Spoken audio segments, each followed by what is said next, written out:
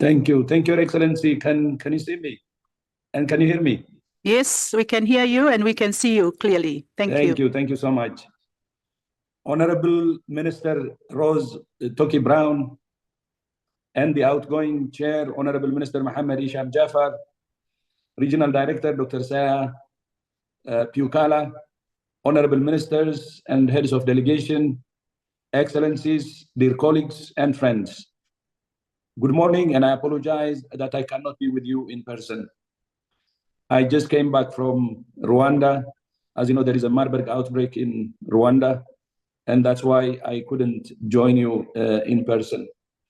And I congratulate the Regional Director on his first report, which paints a comprehensive picture of the region's work over the past year.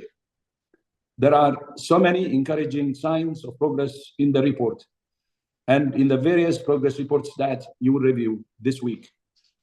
You have many achievements of which to be proud, especially in disease control. The Mekong Malaria Elimination Program is a standout success, driving a more than 90% reduction in cases and a 70% reduction in deaths over 6 years in Cambodia, the Lao People's Democratic Republic, and Vietnam. I also congratulate Vietnam for being verified for the elimination of trachoma, which you will celebrate together today.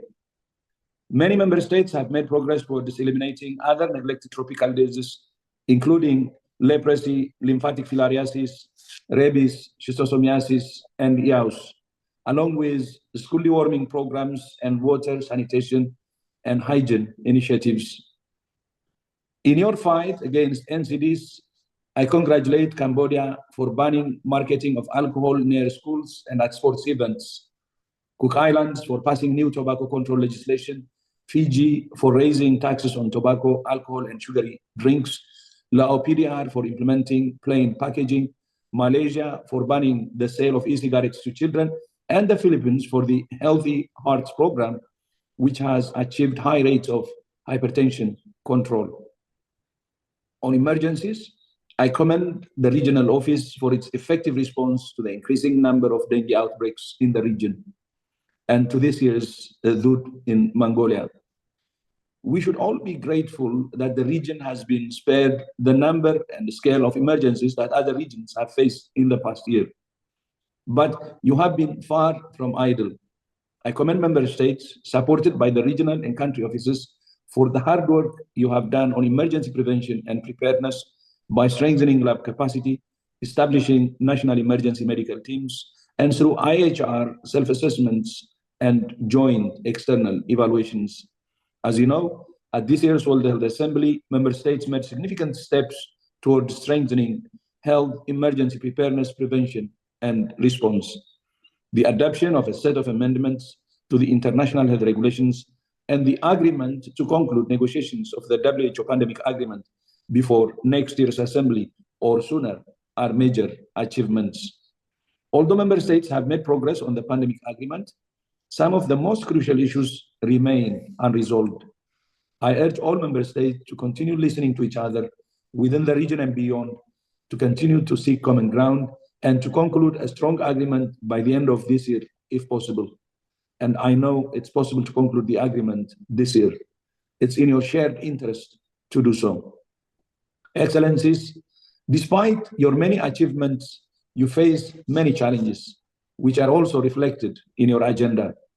Like many regions, the Western Pacific has seen significant improvements in health service coverage, but worsening financial protection.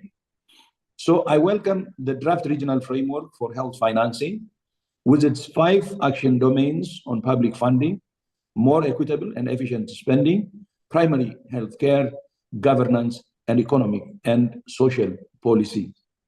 Another key challenge for the region is realizing the potential of digital health, which is largely untapped in many parts of the region. So I likewise welcome the draft regional action framework on digital health and its 5 action domains on governance, infrastructure, finance, digital solutions, and data. The 3 panel discussions on primary healthcare, oral health, And climate resilience are also good opportunities for member states to share experiences on key issues. Meeting all these challenges requires a strong, clear plan. So I commend Dr. Saya for his new vision for the region, weaving health for families, communities, and societies. This new vision sets clear priorities for both member states and the region and country offices supported by headquarters. I look forward to seeing the 5-year targets that you set together. These priorities are well aligned with the 14th General Program of Work, which member states adopted at this year's World Health Assembly. GPW 14 incorporates lessons from the past, the realities of the present, and our aspirations for the future. It's based on a clear mission to promote, provide, and protect health and well-being for all people in all countries, and to save 40 million lives over the next 4 years. To support the implementation of GPW 14, we have launched the first WHO investment round, which aims to mobilize the sustainable and predictable resources we need to do our work. We look forward to your participation at today's investment round event. Of course, we well understand that member states expect a strong return on investment from the resources they entrust to WHO, and so they should.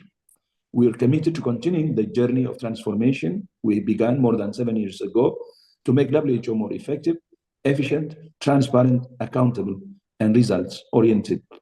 One of our key priorities now is to strengthen our country offices to provide more predictable, more stable, and more tailored support to member states. I'm pleased that WHO country representatives have been empowered through greater delegation of authority, along with enhanced capacity and positions in country offices to meet member state needs. Excellencies, dear colleagues and friends, I leave you with 3 requests. First, I urge all member states to engage actively in negotiations for the pandemic agreement and to complete it by the end of this year. And second, I urge all member states to implement the 14th General Program of Work and the new vision for the region set out by my brother, Dr. Saya.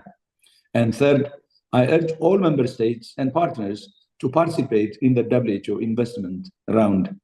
Thank you all once again for your commitment to promoting, providing, and protecting health for all people of the Western Pacific. And Honorable Minister Rose Toki-Brown, back to you. And thank you for this opportunity. And thank you for allowing me to join you virtually. Although, as I said, sorry that I couldn't be in person with you. Thank you so much, and back to you. Thank you. Thank you very much, Dr. Tedros.